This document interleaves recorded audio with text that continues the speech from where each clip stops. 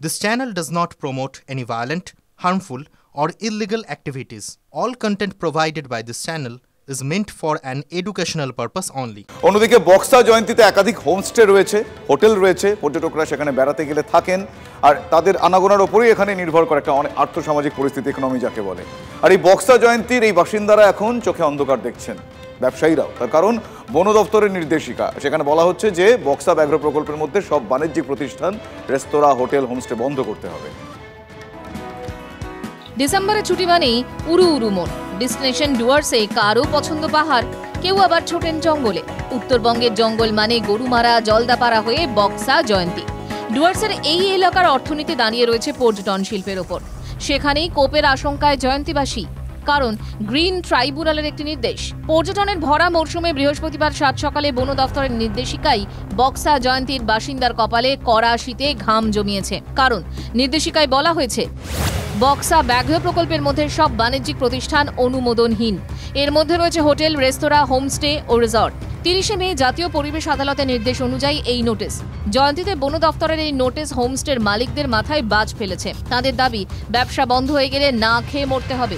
জয়ন্তীতে last বাস 4টে, তারপরে কোনো কারণে আপনি বাস মিস করলেন, আপনি জয়ন্তী যে কোনো লোকের কাছে সমর্পণ হতে বাধ্য হবেন।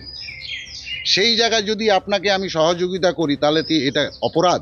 তার বিনিময়ে যদি আমার সোর্স অফ ইনকাম যদি হোমস্টে যদি হয়ে থাকে, তার বিনিময়ে যদি আমি কিছু উপার্জন যদি করি, এটা কি অপরাধ? আমার হোমস্টেতে যদি আমি 3 দিন লোক না রাখি, তাহলে আমার ফ্যামিলি 3 দিনই না খায় মরবে। সূত্রের খবর, বক্সা জয়ন্তী এলাকায় কমপক্ষে 40টি হোমস্টে রয়েছে। ব্যবসায়ীদের দাবি, পর্যটন শিল্পের সঙ্গে প্রত্যক্ষ পরোক্ষভাবে বহু লোকের রুজি রুটি জড়িয়ে। তাদের কি হবে? যদি থাকতে না পারে তাহলে লোক এখানে আসবে বা কেন আসবে? এখানে সকালে এসে আমি চেক পোস্টে দেখলাম নোটিশটা, দেখে খুবই মর্মান্তিক ঘটনা। মানে আমাদের জন্য এটা তো মরার মতনই অবস্থা। পর্যটক যদি না আসে তাহলে আমরা বাঁচবো না। বন দপ্তরের নোটিশ দেখে পর্যটন ব্যবসায়ীরা সরব।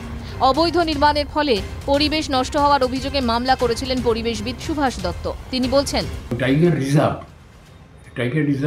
রিজার্ভ ফরেস্ট, এখানে অনেক বিধিনিষেধ আছে এবং সেটা কিন্তু মানে সারা ভারতবর্ষের ক্ষেত্রেই প্রযোজ্য। একবারে ট্যুরিজম মানে হচ্ছে ওই জয়ন্তী নদীর ওপরে যেতে হবে কি পাহাড়ের ওপরে যেতে হবে, হ্যাঁ, তা তো নয়। হোমস্টেটা পরিবেশের দিক থেকে কোথাও কোথাও ভীষণভাবে ক্ষতি করছে। আর গভর্নমেন্টের কিছু কনস্ট্রাকশন আছে যেগুলো আমার মনে হয়েছে যে বোধহয় ঠিক নয়। পাল্টা আইনি পথে সমাধানের খোঁজ করছেন জয়ন্তীর পর্যটন ব্যবসায়ীরা। আমরা আরো যারা হোমস্টে যারা এখানে আছে, কর্ণধাররা, তারা মিলে বসবো, আলোচনা করব এবং এই রায়টা যেটা বেরিয়েছে সেটা রায়টার পরবর্তীতে কি পদক্ষেপ নেওয়া যায় সেটা আমরা গ্রহণ করব। শুধু ব্যবসায়ীরাই নন, বন দপ্তরের নোটিশের তীব্র বিরোধিতা করেছেন স্থানীয় বাসিন্দারাও। বাঘের জন্য যে কথাগুলো বলা হচ্ছে, যে বাঘই তো নাই, বাঘটা আসুক না, তারপরে কাকে কোথায় কি ছাড়তে হবে সেটা আমরা ছাড়বো, বাঘটা হোক না। অনেকজন লজের সঙ্গে যুক্ত আছে, যেরকম কেউ মাংস কাটে, কেউ খড়ি বিক্রি করে, কেউ কাপড় ধোয়, অনেক জড়িত আছে এর মধ্যে। তারা করবে কি? লজের মালিক তো যদি লজে যদি লোক না থাকে, তো এখানে 400 ফ্যামিলির মধ্যে 400-350 ফ্যামিলি বেকার হয়ে যাবে। সারা বছরই বক্সা জয়ন্তীতে ভিড় করেন পর্যটকরা। সেখানে থাকার জায়গা বন্ধ হয়ে গেলে সমস্যা হবেই, বলছেন পর্যটকরাও। বন্ধ করলে একটু সমস্যা তো স্বাভাবিক হবেই, কারণ আশেপাশে যে লোক আছে তাদের রুজির ব্যাপার আছে একটা।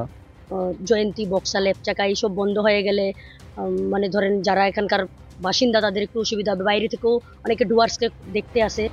সম্প্রতি মন্দারমণিতে গ্রিন ট্রাইব্যুনালের হোটেল ভাঙা নির্দেশে তপ্ত হয়েছিল রাজ্য রাজনীতি। হস্তক্ষেপ করতে হয়েছিল নবান্নকে। স্বাভাবিকভাবেই পরিবেশ আদালতের নির্দেশের পর বন দফতরের নোটিশকে ঘিরে শীতের ডিসেম্বরে বক্সা জয়ন্তী বেশ সরগরম। আলিপুরদুয়ারের জয়ন্তী থেকে সুজিত রায়, TV9 বাংলা। ধর্মতলায় ডাক্তারদের ধর্নার অনুমতি দিল কলকাতা হাইকোর্ট। ডোরিনা ক্রসিংয়ে চিকিৎসকদের ধর্নায় পুলিশের অনুমতি মেলেনি। দ্রুত সাপ্লিমেন্টারি চার্জশিট পেশের পাশাপাশি সন্দীপ ঘোষের বিরুদ্ধে চার্জশিট পেশে সিবিআইকে নো অবজেকশন সার্টিফিকেট দিক রাজ্য। এই দুই দাবিতে 26শে ডিসেম্বর পর্যন্ত ডোরিনা ক্রসিংয়ে ধর্নার পরিকল্পনা করে জেডিএফ। উৎসবের মরশুমে যানজটের কারণ দেখে ধর্নার অনুমতি দেয়নি কলকাতা পুলিশ। এরপরই হাইকোর্টের দ্বারস্থ হন ডাক্তাররা।